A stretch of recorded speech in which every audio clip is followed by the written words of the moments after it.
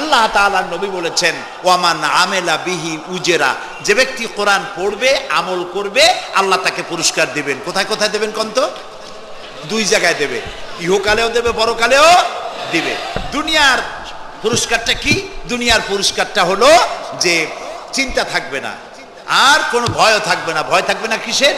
ভয় থাকবে না যেই সমাজে কোরআন মানা হবে, যেই সমাজের আইনের উৎস হবে কোরআন, ওই সমাজের মধ্যে চুরি ডাকাতি জেনা ব্যভিচার হত্যা ধর্ষণ থাকবে না। কাজী ভীতিশূন্য সমৃদ্ধিপূর্ণ নিরাপত্তাপূর্ণ একটি সুন্দর সমাজ উপহার দেবে এই কোরআন। সুবহানাল্লাহ। দেখেন এই বাংলাদেশে যেসব কোরআন শরীফ ছাপা হয়, এই সব কোরআন শরীফের দুরবস্থা, এটা আছে কিনা আমি জানি না, আলহামদুলিল্লাহ এটা নাই। কোন কোন কোরআন শরীফ যে বাংলাদেশে ছাপা হয় সেগুলিতে লেখা থাকে সূরায়ে মায়েদার নকশা, সূরা ইউসুফের নকশা, সূরায়ে বনি ইসরাইলের নকশা। এই নকশা লিখা গলায় ঝুলাইলে পেটে ব্যথা ভালো হবে, ওই নকশা ঝুলাইলে মেয়ের বিয়ে হবে তাড়াতাড়ি, এই নকশা ঝুলাইলে যে মেয়েকে পছন্দ করো বিয়ে করতে পারবা তাড়াতাড়ি। নাউজুবিল্লাহ কর। নকশার মধ্যে আছে কি?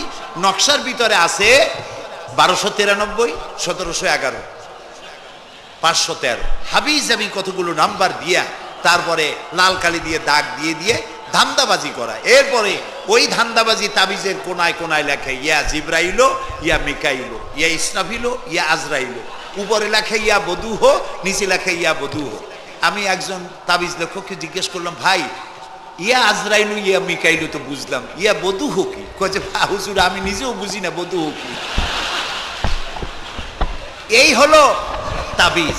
এই তাবিজ লেখার জন্য আল্লাহ তাআলা কোরআন নাজিল করেন নাই। কথা কি বুঝে আসছে? শুধু পড়ব এজন্য আসে নাই। কোরআন এসেছে বোঝার জন্য, তেলাওয়াতের জন্য, বোঝার জন্য, কোরআন অনুযায়ী জীবন গড়ার জন্য। আল্লাহর নবী তাই বলেন ওয়ামান আমেলা বিহি উজরা, কোরআন শরীফ যে পড়বে আর আমল করবে দুনিয়ায় শান্তি দেওয়া হবে, আখিরাতেও পুরস্কৃত করা হবে। আখিরাতের পুরস্কারটা কি? নবী করিম সাল্লাল্লাহু আলাইহি সাল্লাম বলেছেন যে ব্যক্তি কোরআন পড়লো বুঝলো আর কোরআনের হালালকে হালাল জেনে চললো, হারাম থেকে বিরত থাকলো, আর কোরআনের আইনকে প্রতিষ্ঠিত করার আন্দোলনে শরীক হলো, সুবহানাল্লাহ, এরকম লোককে আল্লাহ তাআলা কিয়ামতের দিন জান্নাত দান করবেন। সুবহানাল্লাহ। এ কোরআন শরীফ দিয়ে যে বিচার করবে আল্লাহ তাআলা বলছেন সেই করবে কেবলমাত্র জাস্টিস, কিসত, জাস্টিস, ইনসাফ কায়েম করতে পারবে যে কোরআন দিয়ে বিচার ফয়সালা করবে। আমাদের দেশে এই যে কোর্ট কাছারি আদালত আছে, এই কোর্ট কাছারি আদালতগুলি কোরআন দিয়ে যদি বিচার করতেন সেটা ইনসাফ হতো। যেহেতু ইনসাফ, আল্লাহর চাইতে ইনসাফগার আর কেউ নাই। আছে কি বলেন? নাই। এখানে ধরুন একজন মানুষ যদি একজনের একটা ঠ্যাং ভাঙিয়ে ফেলাই দিল, তাহলে বিচার কি হবে? ব্রিটিশ ল যেটা আছে, বাংলাদেশ পেনাল কোড যেটা আছে, এই পেনাল কোডে বলা হবে যে সলিমউদ্দিন ঠ্যাং ভাঙছে বসিরউদ্দিন, যে ভাঙছে তার জন্য শাস্তি এই হবে 6 মাসের জেল, 2000 টাকা জরিমানা করে দিল। এখন আপনি বলেন বিচার মাপে কি দিয়া? ইনসাফের প্রতীক কি? ইনসাফের প্রতীক দাড়িপাল্লা। এই দাড়িপাল্লায় এখন আপনি ওজন দেন ইনসাফ। ঠ্যাং ভাঙছে কার? সলিমউদ্দিন, তার ভাঙ্গা ঠ্যাং এক পাশে ধরে এক পাল্লায়, আর বসিরউদ্দিন ভাঙছে ঠ্যাং, সেই কারণে তার 2000 টাকা জরিমানা আর 6 মাসের জেল আর এক পাল্লায় রাখেন। এবার দাড়ি ধরে টান দেন, সমান হবে? যদি 50,000 টাকা জরিমানা হয় আর 6 বছরের জেল হয়, তাও কি সমান হবে? হবে না। সমান হবে কি হলে? সমান হবে ওই সলিমউদ্দিন ভাঙ্গা ঠ্যাং এক পাল্লায় দেওয়া, আর যে ভাঙছে তার নাম কি? বসিরউদ্দিন। সলিমউদ্দিন কেউ যদি থাকেন রাগ করবেন না, আমি একটা দৃষ্টান্ত দিচ্ছি। এখন ওই বসিরউদ্দিন ভাঙ্গা তারও একটা ঠ্যাং ভাঙ্গিয়া যদি এই পাল্লায় রাখেন, এখন যদি টান দেন তাহলে সমান হবে কিনা বলুন? এটা হচ্ছে কোরআন। এই কোরআন বলছে পায়ের বদলে পা, হাতের বদলে হাত, নাকের বদলে নাক, চোখের বদলে চোখ, জানের বদলে জান। সুবহানাল্লাহ। এটা ইনসাফ। এই ইনসাফ হচ্ছে কোরআনের দেওয়া ইনসাফ। সুতরাং আল্লাহ তাআলা নবী বলছেন ওমান হাকামা বিহি আদালা, যে ব্যক্তি এই কোরআন দিয়ে বিচার ফয়সালা করবে, যে ব্যক্তি, যে পরিবার, যে সমাজ, তারা ইনসাফ কায়েম করতে পারবে। যেহেতু আল্লাহর চাইতে ইনসাফগার পৃথিবীতে আর কেউ নাই, আকাশেও নাই, জমিনেও নাই। বুঝতে না পারার কারণে আমরা বিপদে পড়েছি। প্রিয় ভাই সব, আপনারা আছেন কষ্টে, বসেছেন পানির মধ্যে, আছেন দাঁড়াইয়া, মাথার উপরে ছেঁড়া সামিয়ানা বিরক্ত করছে। আমি লম্বা করতে চাই না, অল্পের মধ্যে ছেড়ে দেই যাতে করে আপনাদেরও সুবিধা হয়, কষ্ট না হয়।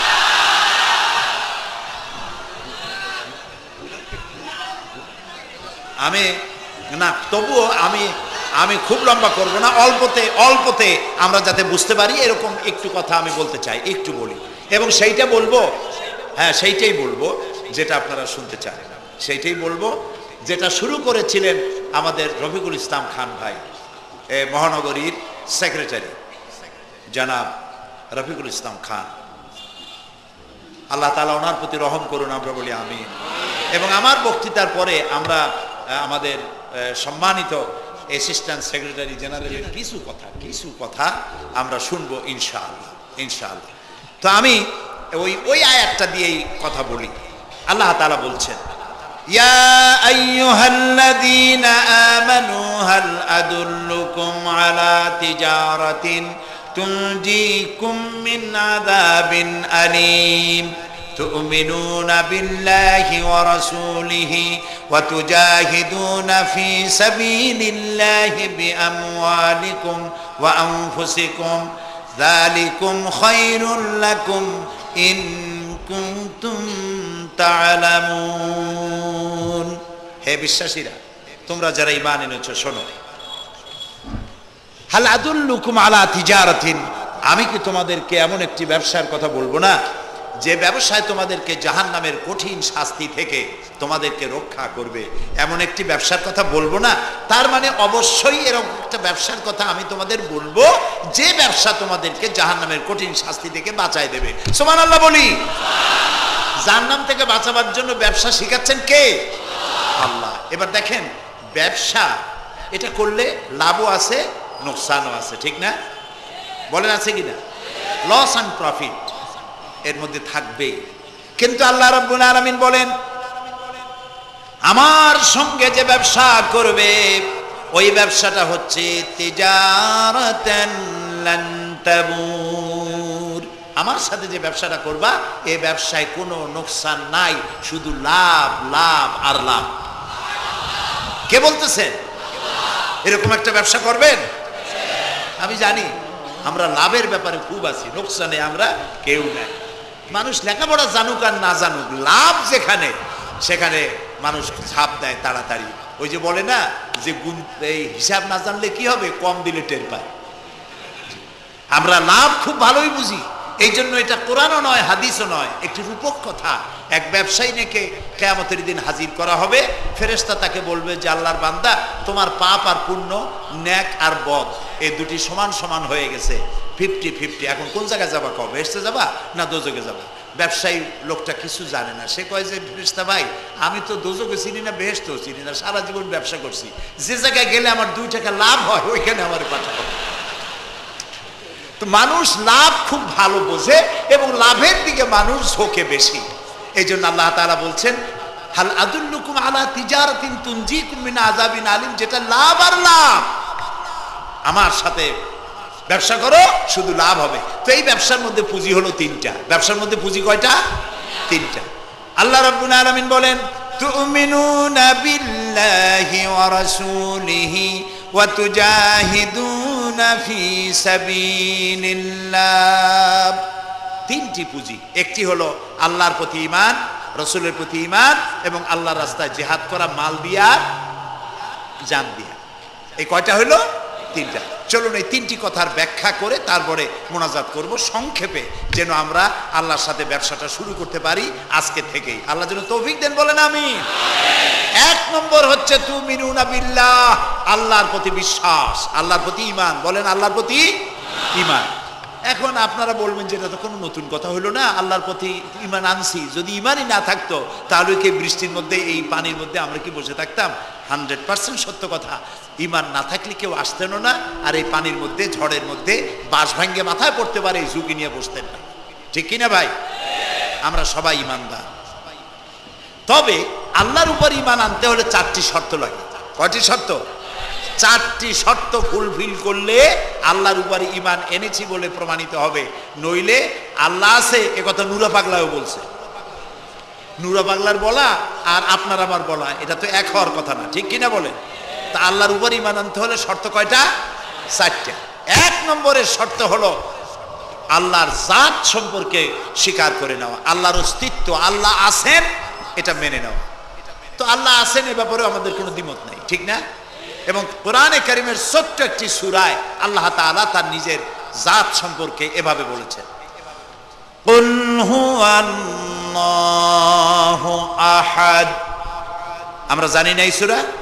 পড়েন, কুল হুয়াল্লাহু আহাদ আল্লাহুস সামাদ লাম ইয়ালিদ ওয়া লাম ইউলাদ ওয়া লাম ইয়াকুন লাহু কুফুয়ান আহাদ। আল্লাহ তাআলা বলেন, বলো হে নবী আপনি বলুন, আল্লাহ এক এবং একক, তিনি কারো মুখাপেক্ষী নন, তিনি কাউকে জন্ম দেন নাই, তাকেও কেউ জন্ম দেয় নাই, দুনিয়া এই আকাশে এবং জমিনে তার সমকক্ষ কেউ নাই, তিনি এক, তিনি একক, তিনি ছিলেন, তিনি আছেন এবং তিনি থাকবেন। লাইসা কামিসলিহি শাইউন, তার মতো কেউ নাই। তবে প্রশ্ন ওঠে আল্লাহ আছেন কোথায়? এরকম একটা প্রশ্ন করা যেতে পারে, আল্লাহ কোথায় আছেন? বলতে পারবেন কোথায় আছে? এটি নিয়ে বিভ্রান্তি আছে মানুষের মধ্যে। কেউ বলেন আল্লাহ সদা সর্বত্র বিরাজিত, সব জায়গায় তিনি আছেন। এই কথাটি সত্য নয়। আল্লাহর যদি সব জায়গায় থাকা লাগে তাহলে পৃথিবীর মধ্যে ভালো জায়গাও আছে, খারাপ জায়গাও আছে। আছে না খারাপ জায়গা? আমি সেসব জায়গার নাম নিলাম না, আপনারা বুঝে নেন। তাহলে আল্লাহ সব জায়গায় থাকলে এই কথা যদি সত্য হয় তাহলে এটি অত্যন্ত বেয়াদবিমূলক কথা, এ কথা ঠিক না। আল্লাহ আছেন কোথায়? আল্লাহ নিজেই বলছেন তিনি কোথায় আছেন। কোরআনে কারীমে রব্বুল আলামিন তিনি কোথায় আছেন একথা তিনি নিজেই বলে দিয়েছেন, আর রহমানু আলাল আরশিস তাওয়া, আল্লাহ তাআলা আরশের উপরে আছেন, সুবহানাল্লাহি ওয়া বিহামদিহি। এবং প্রত্যেক রাত্রে তিনি শেষ রাত্রে প্রথম আকাশে আসেন, নবী করিম সাল্লাল্লাহু আলাইহি সাল্লাম বলেছেন। প্রিয় ভাই সব, তো আল্লাহ তাআলা সদা সর্বত্র বিরাজমান যে কথাটা বলা হয় এটা আক্ষরিক অর্থে ওরকম না, এটা ব্যাখ্যা সাপেক্ষে কথা। আল্লাহ সদা সর্বত্র সব জায়গা সম্পর্কে ওয়াকিফাল, তিনি সব জানেন, সব দেখেন। তিনি সামিউন, তিনি বাসিরুন, তিনি দেখতে পান, তিনি শুনতে পান। আপনার আমার দেখার মধ্যে কোনো বাধা, প্রাচীর, অবস্ট্রাকশন কিছু একটা থাকতেই পারে, আল্লাহর দেখার মধ্যে কোনো বাধা নাই। অন্ধকার রাতেও দেখেন, কুয়াশাচ্ছন্ন হলেও দেখেন, মেঘের মধ্যেও দেখেন, তার দেখায় কোনো বাধা নাই, তার শোনায় কোনো বাধা নাই। এমনকি মহাসাগরের অতল তলদেশে ছোট্ট পাথরের গায়ে লাগানো একটি ছোট্ট পোকা, যাকে মাইক্রোস্কোপ যন্ত্র ছাড়া দেখা যায় না, এমন ছোট্ট সূক্ষ্ম একটি পোকাও যদি, ক্ষুদ্রাতি ক্ষুদ্র একটি পোকাও যদি পেটের জ্বালায় অথবা ক্ষুধার জ্বালায় চিৎকার মারে, কেউ শুনতে পায় না, আরশের মালিক আল্লাহ রব্বুল আলামিন তা শুনতে পান। এ হচ্ছে আল্লাহ, তিনি সব শুনতে পান, সব দেখতে পান। তার জাত সম্পর্কে স্বীকার করে নেওয়া, মেনে নেওয়া, তিনি আছেন, তার শক্তি সহকারে তাকে মানা। আমরা যে কোনো জিনিস বিশ্বাস করি তার শক্তি সহকারে বিশ্বাস করি। বাতাসকে বিশ্বাস করি, প্রচন্ড বেগে বয়ে গেলে আমাদের মাথার উপরে যা আছে ভেঙে চুরে সব শেষ করি বলা, এভাবে বিশ্বাস করি। পানিকে বিশ্বাস করি, সে চুবায়ে মারতে পারে, ডুবায়ে মারতে পারে, পানির চুবানো ভিজানো এ শক্তি পানির আছে। আমরা আগুনকে বিশ্বাস করি, জ্বালিয়ে পুড়িয়ে ছাই করে দিতে পারে, এভাবে আগুনের শক্তি সহকারে বিশ্বাস করি। সাপকে বিশ্বাস করি, বাঘকে বিশ্বাস করি, দংশন করলে, থাবা মারলে কাম সারা। পয়জনকে বিশ্বাস করি, খাইলে পরে মরে যেতে পারি, শক্তি সহকারে বিশ্বাস করি, ঠিক না? এখন আল্লাহরে বিশ্বাস করি, এই কথা শুধু বললেই হবে না, আল্লাহকে বিশ্বাস করতে হবে তার গুণ সহকারে। সেই জন্য চারটি শর্তের 1 নম্বর শর্ত হলো আল্লাহর অস্তিত্বকে মানা। 2 নম্বরের শর্ত হচ্ছে আল্লাহর গুণাবলীকে স্বীকার করা, মেনে নেওয়া। আল্লাহর গুণাবলী কি? কোরআন শরীফে আল্লাহর অনেকগুলি নাম আছে। আল্লাহ এ হচ্ছে ইসমে জাত। আল্লাহ এটা কি? ইসমে জাত, আসল নাম কি? আল্লাহ। বলেন সবাই আল্লাহ ন, কিন্তু আল্লাহ এটা অশুদ্ধ, বলার সময় মুখটা গোল হয়ে যাবে। আল্লাহ বলেন সবাই, আল্লাহ। কি মধুর নাম, সুবহানাল্লাহ সুবহানাল্লাহ। আল্লাহ নিজেই বলেছেন ওয়ালাহুল আসমাউল হুসনা, আল্লাহ রয়েছে সুন্দর সুন্দর নাম। 99টি নামের কথা কোরআনে কারিমে আল্লাহ তাআলা নিজেই বলেছেন, সুবহানাল্লাহ। এখন ওই নামগুলিকে বলা হয় সিফাতি নাম, অর্থাৎ গুণবাচক নাম। এই গুণ সহকারে তাকে স্বীকার করতে হবে। তিনি রাজ্জাক, খেতে দেওয়ার মালিক কে? আল্লাহ। তিনি রব, সৃষ্টি করেন। তিনি খালেক, তিনি স্রষ্টা। তিনি রব, তিনি প্রতিপালনকারী। তিনি রহমান, তিনি দয়ালু। তিনি রহিম, তিনি রহমান, তিনি দাতা। রহিম, তিনি দয়ালু। অর্থাৎ প্রত্যেকটা নামের এক একটা শব্দ অর্থ আছে এবং সেই অর্থ সহকারে বিশ্বাস করতে হবে তাকে। এই বিশ্বাস যদি আমরা করতে পারি তাহলে শিরক থেকে আমরা বাঁচতে পারবো। সুবহানাল্লাহ বলেন। আচ্ছা বলেন তো, সন্তান দেওয়ার মালিককে, সন্তান না দেওয়ার মালিককে, হায়াতের মালিককে, মওতের মালিককে, খেতে দেওয়ার মালিককে, কষ্ট দেওয়ার মালিককে, কষ্ট থেকে বাঁচাবার মালিককে, সব কিছুর মালিককে, এইভাবে আমরা কি বিশ্বাস করি? না, সবাই করি না। যারা বলেছেন আমিও বিশ্বাস করি, হ্যাঁ বিশ্বাস আমাদের থাকতে পারে, কিন্তু অনেক লোক আছে এভাবে বিশ্বাস করে না বলেই বিবাহ করেছে, সন্তান হয় না। তখন শাহ আলী বাগদাদি রহমতুল্লাহ আলাইহের মাজারে গিয়া সেখানে বসে তার ওই মাজারের কাছে গিয়ে চাইলো আমারে সন্তান দাও, খাজা বাবা সন্তান দাও। অথবা হাইকোর্টের মাজারে বৃহস্পতিবার দিন গিয়ে ভিড় করলো, বাবা সন্তান দাও, অথবা মামলায় পড়েছি বাঁচায় দাও, পরীক্ষা দেবে ছেলে পাশ করায় দাও ইত্যাদি। বলেন এরকম? বলে না? জায়েজ নাই, একদম জায়েজ নাই। কাকে বলতে হবে? আল্লাহর নবী বলেছেন ওয়াইদা সালতা ফাসআলিল্লাহ, কিছু বলতে চাইলে আল্লাহরে বলো। ওয়াইজা সালতা ফাসআলিল ফাস ওয়াইজা ইসতাআনতা ফাসতাইন বিল্লাহ, সাহায্য যদি চাও আল্লাহর কাছে সাহায্য চাও। আমরা সূরা ফাতিহার ভিতরে প্রত্যেক নামাজের প্রতি রাকাতি বলি ইয়্যাকা না'বুদু ওয়া ইয়্যাকা নাস্তাঈন। আল্লাহ তাআলা একমাত্র তোমার ইবাদত করি আর একমাত্র তোমারই কাছে সাহায্য কামনা করি। হযরত ইব্রাহিম আলাইহিস সালাম আমাদের জাতির পিতা। একটু আগে আমরা বলছি না সবাই, ইব্রাহিম আলাইহিস সালামকে আগুনে, এটারে ইদিক আলাইহিস সালামকে আগুনে যখন ফেলে দেওয়া হচ্ছিল তখন হযরত জিবরাইল এসে বলছিলেন আমার কাছে সাহায্য চাও ইব্রাহিম, আমি তোমারে আগুন দিয়ে বাঁচায় দেব। এই যে ইব্রাহিম আলাইহিস সালামের কাছে তাকে সাহায্য দেওয়ার জন্য বলা হলো, এটা কি ঘোরাঘুরি করে? এই মাইকের হর্ন ঘুরান কেন? যেমন ছিল ওই দিকে দিয়ে দেন, আমারে শোনায় তো লাভ নাই। প্রিয় ভাই সব, ইব্রাহিম আলাইহিস সালামকে জিবরাইল বললেন আমার কাছে সাহায্য চাও। ইব্রাহিম আলাইহিস সালাম সাহায্য চাইছিলেন? বলেন চাইছিলেন?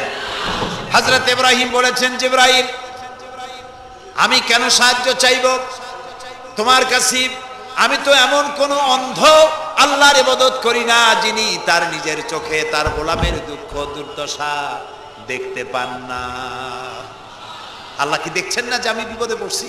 আমি তোমার কাছে কেন সাহায্য চাইবো? আমি আগুনে পড়লে যদি আল্লাহ খুশি হন তাহলে আমি তো এভাবে হাজারবার পড়তে রাজি আছি আমার আল্লাহকে খুশি করার জন্য। এটা হলো আল্লাহর প্রতি বিশ্বাস এবং আল্লাহর কাছে চাওয়া। চাইতে হবে কার কাছে? আমি বিপদে পড়ছি বলবো কারে? আমি অশান্তিতে আছি বলবো কারে? আমার অভাব আছে বলবো কারে? সব অবস্থায় আল্লাহকে বলতে হবে। দেখুন আমাদের জাতির পিতা ইব্রাহিম আলাইহিস সালামের কথা এ কোরআন শরীফে আল্লাহ তাআলা বলে দিয়েছেন। তিনি কি বলেছেন? হযরত ইব্রাহিম বলেছেন আল্লাযী হুয়া ইউতঈমুনি ওয়া ইয়াসকিন, আমি যখন ক্ষুধার্ত হই আল্লাহ আমারে খাওয়ান, আমি যখন তৃষ্ণার্ত হই আল্লাহ আমারে পান করান। ওয়া ইযা মারিতু ফাহুয়া ইয়াশফিন, আমি যখন অসুস্থ হই আল্লাহ আমারে রোগ মুক্ত করেন। সুবহানাল্লাহ। আইয়ুব আলাইহিস সালাম 18 বছর রোগ ভোগ করলেন, কষ্ট পাইলেন, তিনি সাহায্য কার কাছে চাইছিলেন? ইউনূস আলাইহিস সালামের মতো বিপদে এই পৃথিবীর কোন মানুষ এত বড় বিপদে পড়ে নাই। মাছে তারে গিলে ফেলল, পানির অতল তলদেশে মাছ চলে গেল, মাছের পেটে দরজা নাই, জানালা নাই, ভেন্টিলেটর নাই, মাথা গলাইয়া কোন রকম বাইর হবে এমন কোন পথ নাই, বাঁচার কোনো উপায় নাই। হযরত ইউনূস আলাইহিস সালাম যখন মাছের পেটের ভিতরে এই বিরাট বিপদে পড়ে গেলেন। হযরত ইউনূস আলাইহিস সালাম সাহায্য কার কাছে চেয়েছিলেন বলুন? তিনি বললেন, আল্লাহ তাআলা তার ঘটনা কোরআন শরীফের মধ্যে এভাবে বর্ণনা করেছেন, ওয়াযান্নুন ইয যাহাবা মুগাদিবান ফাযান্না আন লান নাকদিরা আলাইহি ফানাদা ফিয যুলুমাতি আন লা ইলাহা ইল্লা আনতা সুবহানাকা ইন্নী কুনতু মিনাজ জালিমিন। আল্লাহ শোনাচ্ছেন, ও পৃথিবীর মানুষেরা শোনো, ইউনূসকে যখন মাছে গিলে ফেললো, সে তখন ত্রিবিধ ফানাদা ফিল যুলুমাত জমায় কাসির, ত্রিবিধ অন্ধকারের ভেতর থেকে তিনি চিৎকার মারলেন।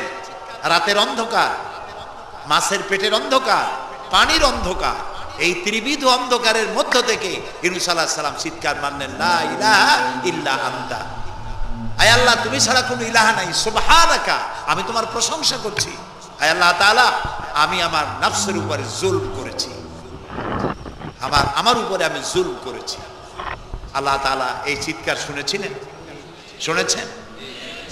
হযরত ইউনূস আলাইহিস সালাম মাছের পেটের ভিতরে বসে যেই চিৎকার মেরেছিলেন কেউ শুনতে পায় নাই, পানির ভিতরে কেউ শোনে নাই, জমিনে কেউ শোনে নাই, অন্তরিক্ষেও কেউ শুনতে পায় নাই। আল্লাহ রাব্বুল আলামিন বলেন, আমি আরশের মালিক ইউনূসের চিৎকার আমি শুনেছি, শুধু শুনি নাই, জবাবও দিয়ে দিয়েছি। ফাস্তাজাবনা লাহু ওয়া নাজ্জাইনাহু মিনাল গাম্মি ওয়া কাযালিকা নুনজিল মুমিনিন। আমি ইউনূসের ডাকের সাড়া দিয়া দিলাম, বিপদ থেকে বাঁচাই দিলাম। মাছের পেটের ভিতরে যন্ত্রণা শুরু হয়ে গেল, মাছ দেখলো বমি না করলে আর বাঁচবো না, এমন অবস্থা মাছের হয়ে গেল।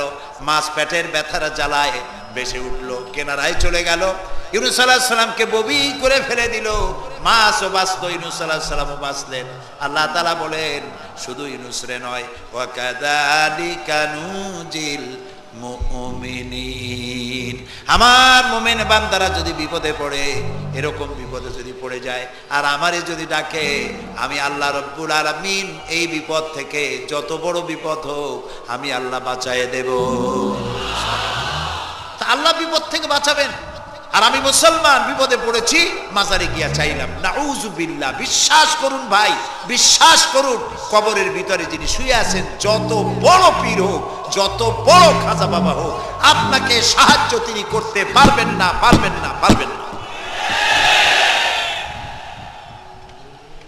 একটু কমন সেন্সের কাছে অ্যাপিল করি, সাধারণ বিবেকের কাছে আপনাদের, যারা এই যে দেখুন হযরত শাহজালাল রহমতুল্লাহ আলাইহি সিলেটে শুয়ে আছেন, বলুন তো তার মাতৃভাষা কি? আরবি। তিনি ইয়েমেন থেকে এসেছেন। বাগেরহাটে শুয়ে আছেন হযরতে খান জাহান আলী রহমতুল্লাহ আলাইহি, তার মাতৃভাষা ছিল আরবি। হযরতে খাজা মঈনুদ্দিন চিশতি রহমতুল্লাহ আলাইহি শুয়ে আছেন আজমিরে, তার মাতৃভাষা আরবি।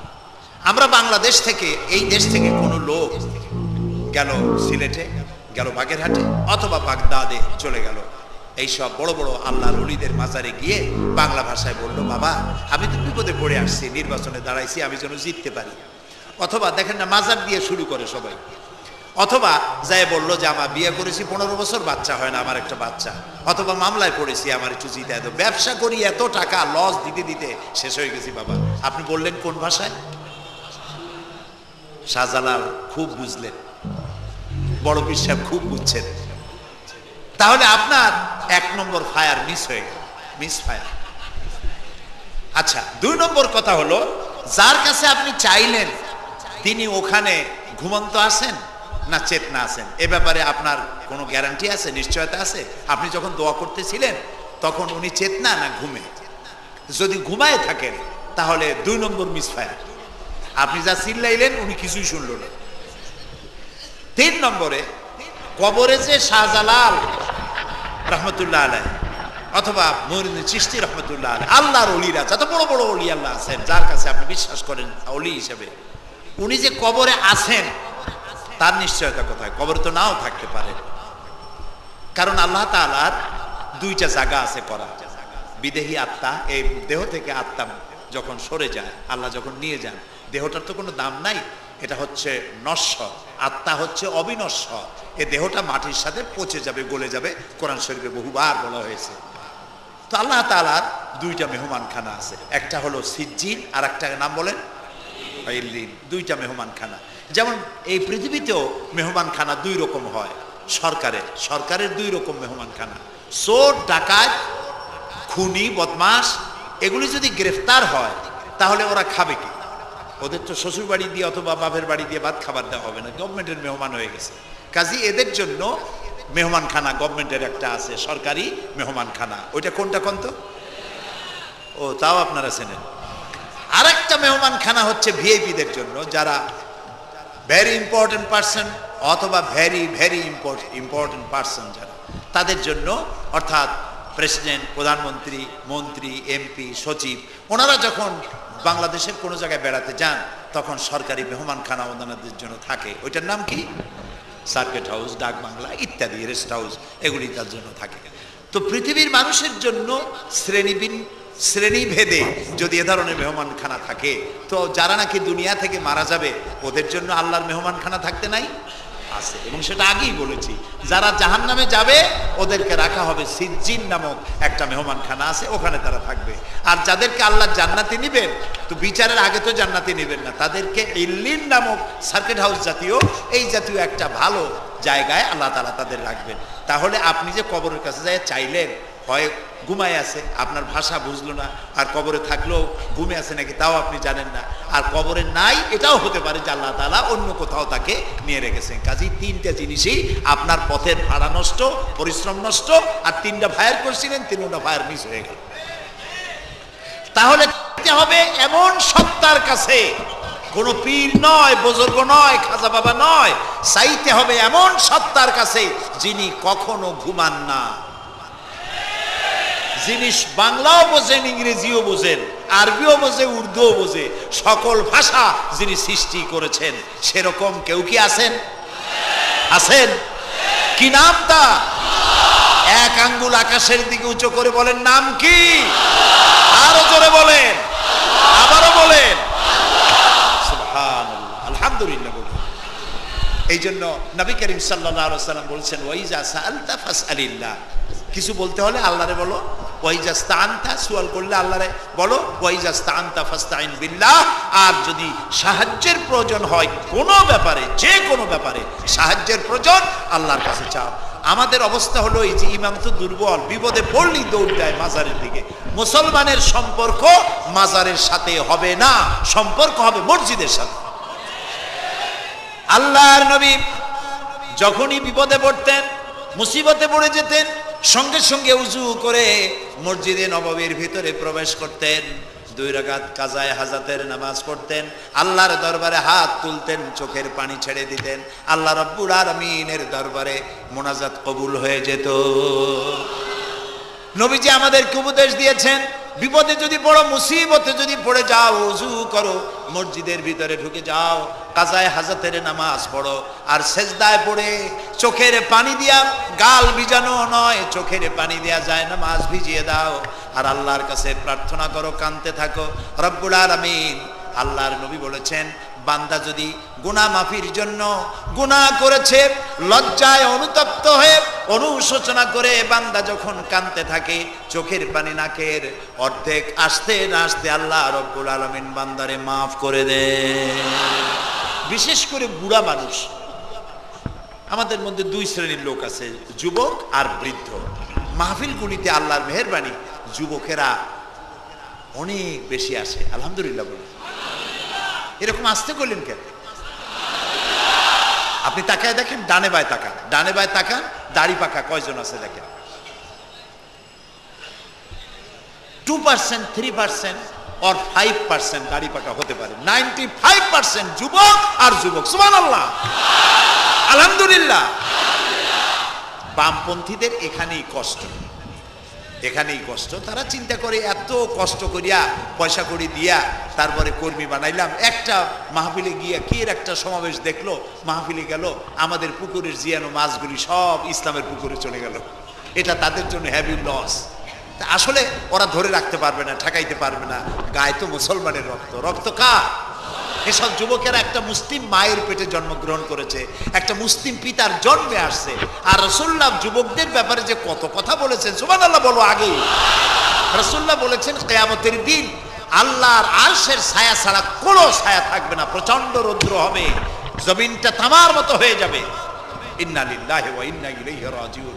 সেই জায়গায় আরশের নিচে 7 শ্রেণীর লোকদেরকে আল্লাহ তাআলা জায়গা দেবেন। কয় শ্রেণী? ওর মধ্যে এক শ্রেণী হচ্ছে অশাবুন নাশা ফি ইবাদাতিল্লাহ, ওই সব যুবক যারা রাত কাটিয়েছে আল্লাহর ইবাদতের মধ্য দিয়ে। সুবহানাল্লাহ।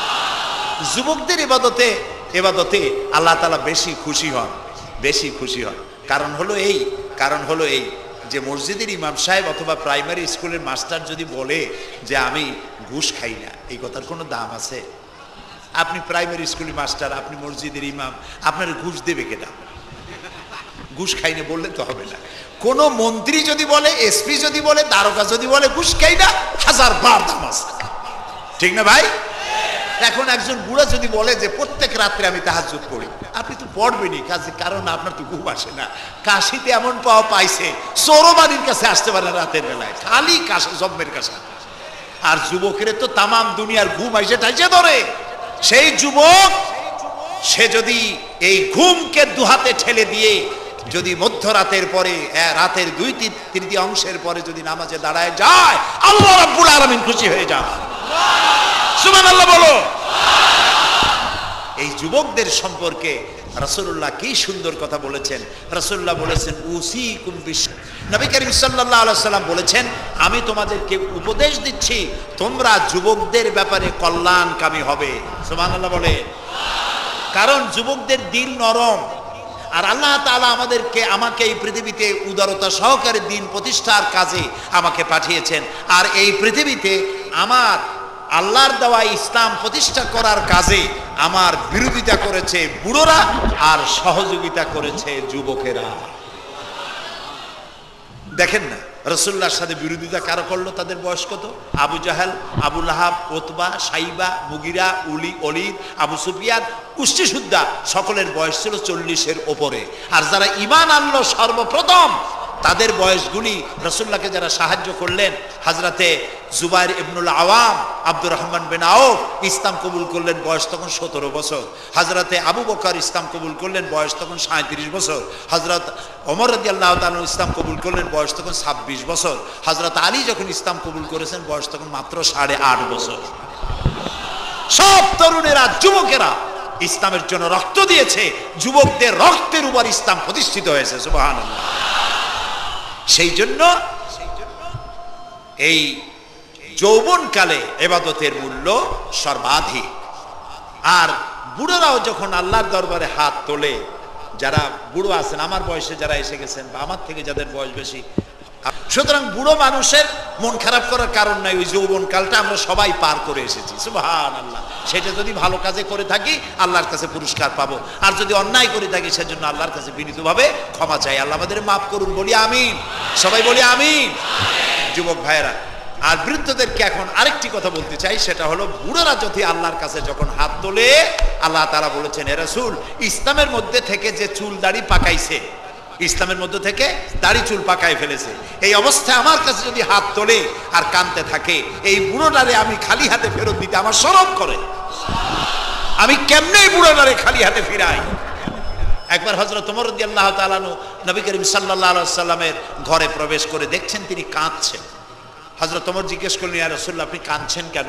তিনি বললেন, এইমাত্র জিবরিল এসেছিল, জিবরিল এসে আমারে বলে গেল যে আপনার উম্মতের মধ্যে যেই সব লোক ইসলামের মধ্যে থেকে দাড়ি চুল পাকিয়েছে, কিয়ামতের দিন আল্লাহ তাআলা ওই সব বুড়া বুড়িদেরকে শাস্তি দিতে লজ্জাবোধ করবেন। হযরত ওমর বলেন, ইয়া রাসূলুল্লাহ এ তো আপনার উম্মতের জন্য শুভ সংবাদ, আপনি কাঁদেন কেন? আল্লাহর নবী বলেন, হে ওমর, আমার কান্নার কারণ ভিন্ন। আমার কান্নার কারণ হচ্ছে আমার লজ্জা করে, আমার লজ্জার অনুভূতিতে আঘাত লাগে এই ব্যাপারে যখন আমি চিন্তা করি যে আল্লাহ রাব্বুল আলামিন যেই বুড়াদেরকে কিয়ামতের দিন শাস্তি দিতে লজ্জা বোধ করবেন, সেই বৃদ্ধ মানুষগুলো আল্লাহর সাথে নাফরমানি করতে লজ্জা বোধ করে না। এই জন্য এই দুঃখে এই লজ্জা আমি কান্দি। বয়সের একটা সীমা থাকা উচিত, যে আপনি কোন পর্যন্ত পাপ করবেন। বুড়া হয়ে গেছে, তারপরে মদ খায়, তারপরে জেনা, ব্যভিচার, শয়তানি, বদমাশি, দাঁড়িয়ে এগুলি কি? দাড়ি চুল পাকা এগুলি কি? এগুলি আগে পাকতো না কারো। পৃথিবীতে সর্বপ্রথম দাড়ি আর চুল পেকেছে হযরত ইব্রাহিম আলাইহিস সালামের। এর আগে কারো দাড়ি চুল পাকে নাই। ইব্রাহিম আলাইহিস সালাম প্রশ্ন করলেন আল্লাহর কাছে যে আল্লাহ তাআলা এটা কি হলো আমার? আল্লাহ তাআলা বললেন এটা হচ্ছে ওয়াকার, এটা মর্যাদা, তোমার সম্মানকে বাড়িয়ে দেওয়া হলো। তো দাড়ি চুল পাকলে সম্মান বাড়ে। এই দাড়ি চুল পাকলো, এগুলি সিগন্যাল, সংকেত। দাড়ি পাকছে, সংকেত দেওয়া হলো তুমি কিন্তু বয়সের প্রান্তে এসেছো। চোখে কম দেখো, আর একটা সিগন্যাল, মৌতের আর একটা সিগন্যাল। খাইয়া হজম করতে পারো না, আর একটা সিগন্যাল। তুমি ঘুমাইতে পারো না, রাতের বেলা ঘুম আসে না, আর একটা সিগন্যাল। দাঁড়াতে পারো না, কোমর ব্যথা করে, আর একটা সিগন্যাল। একটার পর একটা সিগন্যাল আসতেছে, 1 নম্বর, 2 নম্বর, ডেঞ্জার সিগন্যাল নাম্বার 10। তারপরেও হুঁশ হয় না মানুষের। নাউযুবিল্লাহি মিন যালিক। আল্লাহ তাআলা আমাদের হুঁশে আসার তৌফিক দান করুন, আমরা বলি আমিন। প্রিয় ভাই সব, খুব লম্বা করা যাবে না। 2 নম্বরে বলছিলাম আল্লাহর গুণাবলীর উপরে বিশ্বাস। 3 নম্বরে আল্লাহর কুদরত, আল্লাহর ক্ষমতায় বিশ্বাস। আল্লাহরে বিশ্বাস করি, এই কথার দাম নাই। দাম হবে 4টা শর্ত পূরণ করলে। কয়টা শর্ত? 3 নম্বরে আল্লাহর ক্ষমতা। 3 নম্বরে কি? আল্লাহর ক্ষমতা কি? আল্লাহর ক্ষমতা হচ্ছে রাতকে দিন বানান, দিনকে রাত বানান, জীবিতকে মৃত্যু করেন, মৃত্যুর ভিতর থেকে জীবন দান করেন, সাগরকে নগর বানান, নগরকে সাগর বানান। তিনি মরুভূমিতে ঝর্ণা, মরুভূমির ভিতরে পানির প্রস্রবণ চালু করে দিতে পারেন, মরা গাছে ফুল ফুটায় দিতে পারেন। শুধু 2টা অক্ষর কুন বলেন হও, আর সঙ্গে সঙ্গে হয়ে যায়। আল্লাহ তাআলা বলেছেন ফাআলুন লিমা ইউরিদ, যা খুশি তিনি তাই করতে পারেন। সুবহানাল্লাহ বলে। এই মাত্র কয়েক মাস আগে সুনামি কি হয়েছিল? এইটা যদি হয় সুনামি, তাহলে কুনামি কি আল্লাহ জানে।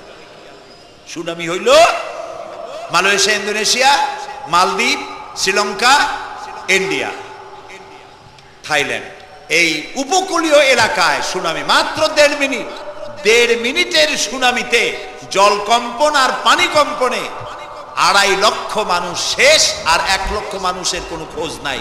প্রায় 3.5 থেকে 4 লক্ষ মানুষ দুনিয়া থেকে বিদায় হয়ে গেল 1.5 মিনিটের মধ্যে। আর সমুদ্রের পানি 33 থেকে 35 ফিট উঁচু হয়ে পানি এসে নগর, গাড়ি বাড়ি ভেঙে চুরে পাতার মতো, শুষ্ক পাতার মতো সব উড়িয়ে ভাসিয়ে শেষ করে দিল। সুবহানাল্লাহ। আবহাওয়াবিদরা বলেছেন, বিজ্ঞানীরা বলেছেন এটা নাকি কি বলে ভারত মহাসাগরের অতল তলদেশে যেখানে মাটি, ওই মাটিরও কয়েক কিলোমিটার নিচে ফাটল ধরেছে। সেই ফাটল ধরে কি দিকে করিয়া জমিনে কম্পন লাগলো, পানিতেও কম্পন লাগলো। আমাদের এই যে ঢাকায় সকালবেলায় যারা মর্নিং ওয়াক যারা করেন, রমলা লেকের পাশ দিয়ে হাঁটতেছে, হঠাৎ পিছনে পানি মারছে, দেখে যে সকলের পিছনে পানি মারে কে, তাকায় দেখে রমলা লেকের পানি উথাল পাথাল খেয়ে গেছে। ভূত না জেন জুতা মুতা ফেলাই ধুয়ে দিছে। তো পানির মধ্যে যে কম্পনটা বাংলাদেশে হলো, এই কম্পনটা যদি মাটিতে হতো, তাহলে এই অপরিকল্পিত বানানো শহর ভেঙ্গে চুরে ভর্তা হয়ে যেত। আল্লাহ শুকরিয়া আদায় করি যে আল্লাহ তাআলা দয়া করে আমাদের গরিব দেশটাকে হেফাজত করেছেন। বলেন আমিন। আল্লাহ তাআলা, আমরা পাপী, আমরা 1000 বার স্বীকার করি আমরা পাপী, আমরা গুনাহগার, আমরা অপদার্থ, আমরা অযোগ্য তোমার বান্দা হওয়ার। তুমি এই গরিব মুসলমানদের এই দেশটাকে দয়া করে আসমান এবং জমিনি সব বালা ও মুসিবত থেকে হেফাজত করো আল্লাহ তাআলা। প্রিয় ভাই সব, আল্লাহ তাআলার ক্ষমতাকে বিশ্বাস করতে হবে। আর 4 নম্বরে আল্লাহর হুকুম এবং আহকামকে মানতে হবে, আল্লাহর আদেশ আর নিষেধ মানতে হবে। তা না হলে মুসলমান হওয়া যাবে। যা যা আদেশ করেছে যদি প্রশ্ন করা হয় মুসলমান কারে বলে, তাহলে আমি 1 লাইনে বুঝাই দিই মুসলমান কারে বলে। ব্যাখ্যা দেওয়া যাবে সারা রাত, কিন্তু ব্যাখ্যা দেওয়ার জরুরত নাই। 1 লাইনে বুঝাই দিই মুসলমান কারে বলে। মুসলমান সেই ব্যক্তি এই কোরআনের মধ্যে আল্লাহ যা যা আদেশ করেছেন সব মানে, আর যা যা নিষেধ করেছেন তার থেকে বিরত থাকে। রাসূলুল্লাহ যা যা আদেশ করেছেন তা মানে, যা যা নিষেধ করেছেন তার থেকে বিরত থাকে। যে ব্যক্তি এটা করে তার নাম মুসলমান। বুঝে আসছে? তার নাম কি? মুসলমান। এই যে কি বলে, আমেরিকায় গত জুমার দিন এক মহিলা ইমামতি করলো মসজিদে। একজন কইল সুবহানাল্লাহ, এটা সুবহানাল্লাহ কোর কথা, এটা নাউজুবিল্লাহ বলে। কোন জায়গায় কি দোয়া পড়া লাগবে তাও একটু জানিয়ে শুনিয়া তারপরে সেগুলি বলা দরকার। প্রিয় ভাই সব, মহিলারা ইমামতি করতে পারে না, জায়েজ নাই, বিধান নাই। কোরআন হচ্ছে কমপ্লিট, নতুন করে কোনো কথা বান্দার জন্য বলার কোনো দরকার নাই, সব আল্লাহ বলে দিয়েছেন। সুবহানাল্লাহ কোন আল্লাহ তাআলা এই কোরআনের মধ্যে বলেছেন, আল ইয়াউমা আকমালতু লাকুম দীনাকুম ওয়া আতমামতু আলাইকুম নি'মাতি ওয়া রাদিতু লাকুমুল ইসলাম দীনা। আমি আজ এই ইসলামকে একটি পূর্ণাঙ্গ জীবন ব্যবস্থা হিসেবে কমপ্লিট করে দিলাম এবং এটার উপর আমি সন্তুষ্ট হলাম। কে বলেছেন? আল্লাহ তাআলা বলেছেন, এটা কমপ্লিট, নতুন করে কিছু করার দরকার নেই। আমাকে একজন জিজ্ঞেস করলো যে মেয়ে লোকের পিছনে নামাজ যে পড়া, মেয়ে লোক যে ইমামতি করতে পারবে না, এটা কোরআন শরীফের কোন আয়াতে আছে এবং হাদিসের কোন হাদিসে আছে যে মেয়ে লোক ইমামতি করতে পারবে না? তা আমি বললাম যে আগে আমার এই কথার জবাব দেন, আপনারটা জবাব পরে দিন, আমার কথার জবাব আগে দেন। মাগরিবের নামাজ কয় রাকাত পড়ি ফরজ? 3 রাকাত। 4 রাকাত পড়া যাবে না, এটা কোরআন শরীফের কোন আয়াতে আছে, কোন হাদিসে আছে? ফজরের নামাজ ফরজ কয় রাকাত? 3 রাকাত পড়া যাবে না, অথবা 4 রাকাত পড়া যাবে না, এটা কোন হাদিসে আছে, কোন আয়াতে আছে? কয় যে কোনো জায়গায় নেই। তাই বললাম উঠাও, কোনো জায়গায় নেই। রাসূলুল্লাহ ইবাদতের যে নমুনা দেখিয়েছেন, যেভাবে করেছেন, তিনি 2 রাকাত ফজরের নামাজ 2 রাকাত পড়েছেন, আল্লাহ বলে দিয়েছেন ওইটাই ফরজ, ওর 1 রাকাত বেশি পড়া যাবে না। 3 রাকাত মাগরিব, 1 রাকাত বাড়ানো যাবে না। জোহর সব দিন জোহর পড়ি 4 রাকাত ফরজ, আর জোহরের ওই নামাজটি জুমার দিনে কয় রাকাত পড়ি? 2 রাকাত ফরজ পড়ি। এই কনসেশন কে করলো? না, আল্লাহ করেননি। এই কনসেশন করেছেন মুহাম্মদ রাসূলুল্লাহ সাল্লাল্লাহু আলাইহি ওয়াসাল্লাম। ইবাদত রাসূলুল্লাহ যদি 2 রাকাত পড়েন, 2 রাকাত পড়াই ফরজ। যদি ইবাদতের যে সব নমুনা তিনি দেখাইছেন, তার থেকে ইবাদতের নতুন কোনো নমুনা দেখাবার কোনো সুযোগ নাই। মহিলাদের আল্লাহ পাক এই পৃথিবীতে একজন মেয়ে লোককে নবী বানান নাই, বানিয়েছেন? যদি মহিলাদের ইমামতি জায়েজ থাকবে, তাহলে নবী করিম সাল্লাল্লাহু আলাইহি সাল্লামের জামানায় না হোক, অন্তত তার ইন্তেকালের পরে তার স্ত্রী আমাদের মা হযরত আয়েশা সিদ্দিকা রাদিয়াল্লাহু তাআলা আনহা এবং খাতুনে জান্নাত হযরত ফাতেমা রাদিয়াল্লাহু তাআলা আনহা মসজিদে নববীতে অন্তত একদিনের জন্য হলেও জুমার নামাজের ইমামতি করার চান্স পেতেন। সুতরাং ইসলামে নাই, ইতিহাসে নাই। এগুলি হচ্ছে ইসলামের বিরুদ্ধে পরিচালিত যত ষড়যন্ত্র বর্তমান যুগে শুরু হয়েছে, এটাও তার আরেকটি ষড়যন্ত্র ইসলামের বিরুদ্ধে। প্রিয় ভাই সব, এই জন্য আমাদের মনে রাখতে হবে, নতুন কোনো কথা আমরা মানি না। কোরআন এবং হাদিসের মধ্যে আল্লাহ তাআলা সব কমপ্লিট করে দিয়েছে, সুবহানাল্লাহ ওয়া বিহামদি।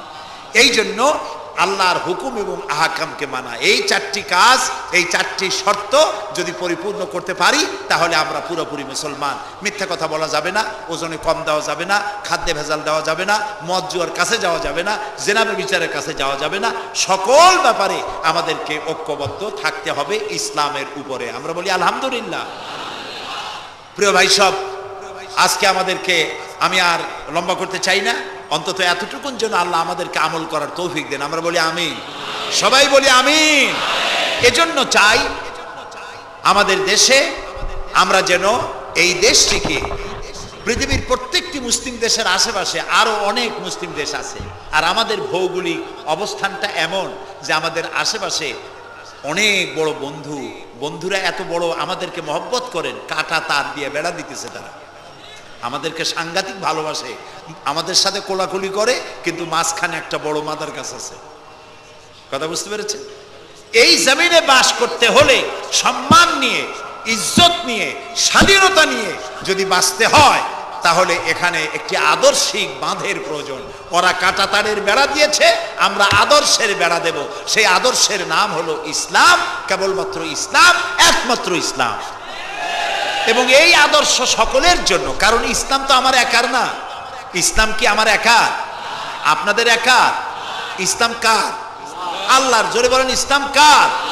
অনেকে প্রশ্ন করেন যে ইসলাম যে আপনারা ইসলাম করেন, ইসলাম যদি পৃথিবীতে আসে, যদি বাংলাদেশে কায়েম হয়, তাহলে হিন্দু, খ্রিস্টান, বৌদ্ধ ওদের কি হবে?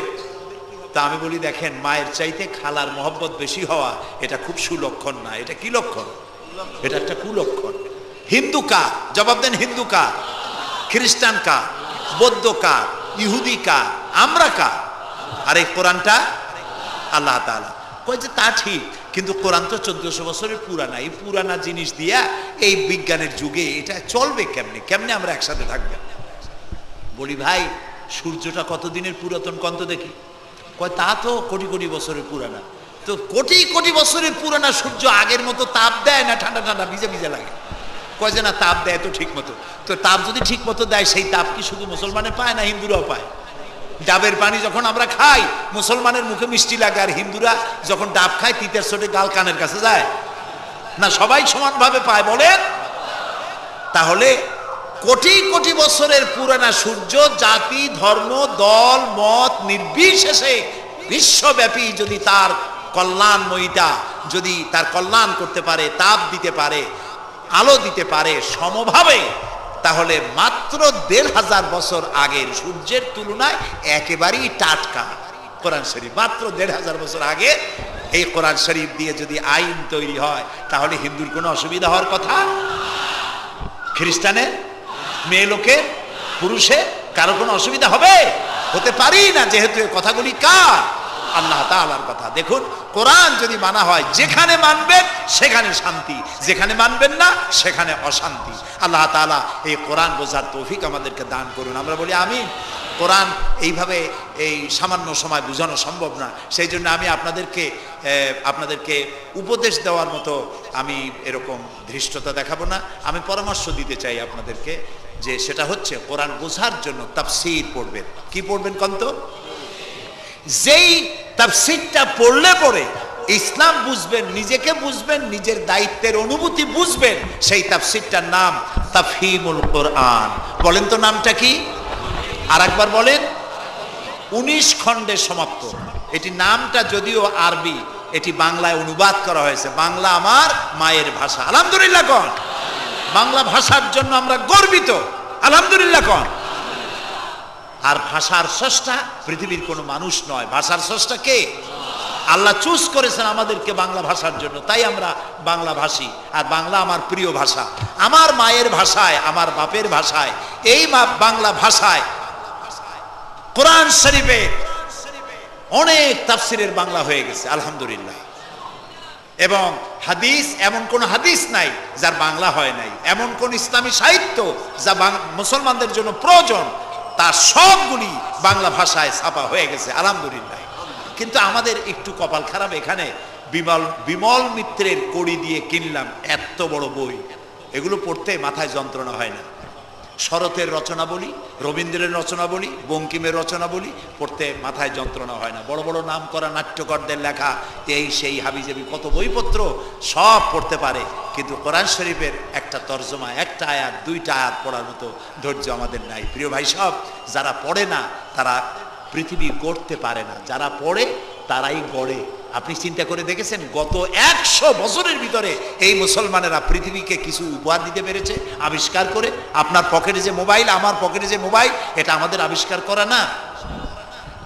কম্পিউটার আমাদের আবিষ্কার করা না? কিন্তু যখন আমরা পড়তাম তখন আমরা আবিষ্কারও করতাম। এক সময় ঘড়িটা আমরা আবিষ্কার করেছি। আপনার আমার হাতে যে ঘড়ি, এই ঘড়ি আবিষ্কার করেছে মুসলমানেরা। কম্পাস আবিষ্কার করেছে মুসলমান। অ্যালজাবরা, ম্যাথামেটিক্স, জিওমেট্রি আবিষ্কার করেছে মুসলমানরা। এই সার্জারি, শল্য চিকিৎসা আবিষ্কার করেছে মুসলমানেরা। অনেক বন্দুক, কামান আবিষ্কার করেছে মুসলমানেরা। যারা যখন তারা পড়তো তখন তারা দেশ করত, পৃথিবী তাদের পায়ের উপরে চুমা খাইতো। এখন লেখাপড়া নাই, অন্যের বানানোটা সেইটা গ্রহণ করি। যদি পড়তাম তাহলে নিজেকেও করতে পারতাম, পৃথিবীকেও কিছু দিতে পারতাম। এই জন্য কোরআন শরীফের মধ্যে আল্লাহ তাআলা প্রথম রসুলের কাছে যে আয়াত নাজিল করেছেন, সেটা নামাজ না, রোজা না, হজ না, জাকাত না। প্রথম যে কথা বলেছেন সেটা ছিল ইকরা বিসমি রাব্বিকাল্লাযী খালাক। পড়ো পড়ো, রিড এন্ড রিড। তুমি তোমার প্রভুর নামে, তোমার আল্লাহর নামে পড়ো। আল্লাহ প্রথম কি বলেছেন? পড়ো। সেই পড়ার কাছে আমরা নাই। আমরা কি ওয়াদা করতে পারবো যে এখন থেকে আমরা পড়বো? পারবো ওয়াদা করতে? এই পৃথিবীকে যদি কিছু দিতে চাই, আমার নিজের পরিবার যদি গড়তে চাই, সমাজ এবং রাষ্ট্র বিনির্মাণে যদি কোনো অবদান রাখতে চাই, পড়ার কোনো বিকল্প নাই। আসুন আমরা সবাই মিলে পড়ি। ইসলামের বইপত্র পড়ি, সাহিত্যের কোনো অভাব নাই। ইসলামী সাহিত্যের বিশাল ভান্ডার খুলে দেওয়া হয়েছে বাংলাদেশে। আলহামদুলিল্লাহ কর, জোরে আলহামদুলিল্লাহ কর। তাফহিমুল কোরআন কোথায় আছে খুঁজে বের করতে হবে। মাত্র 1000 টাকা হাদিয়া, মাত্র 1000 টাকা। পানের দোকানেও এখন তাদের পুঁজি অনেক বেশি, আলহামদুলিল্লাহ। আমার দেশের মানুষের ইনকাম বাড়ছে, আলহামদুলিল্লাহ কর। এইরকম আলহামদুলিল্লাহ কোন আসতে পয়সা বাড়লো আপনাদের, কোন আলহামদুলিল্লাহ। মানুষের না শুকরিটা বেশি। দেখেন রোজার মাসে কাঁচামরিচের দাম একটু বেড়ে গেল, দেখছেন না শুকরি তখন কি চিল্লা পাল্লা শুরু হয়ে গেল। কাঁচামরিচ 180 টাকা, এই দেশে থাকবো না। তো লোকেরা বলেছে আপনারা যান না কেন? আচ্ছা, বেগুন হইছে 80 টাকা কেজি, বেগুন 80 টাকা। তো রোজার মাস বেগুন 80 টাকা, বেগুনি খাইতে পারে না। বাংলাদেশের মানুষ তো উদ্ভাবনী ক্ষমতা আছে। পত্রিকায় দেখলাম যে পেপেনি বানাইছে তারা, পেঁপে কাইটিয়া তাতে বেসন লাগাইয়া বেগুনি আর বানাইতে পারে না, পেপেনি বানাইছে।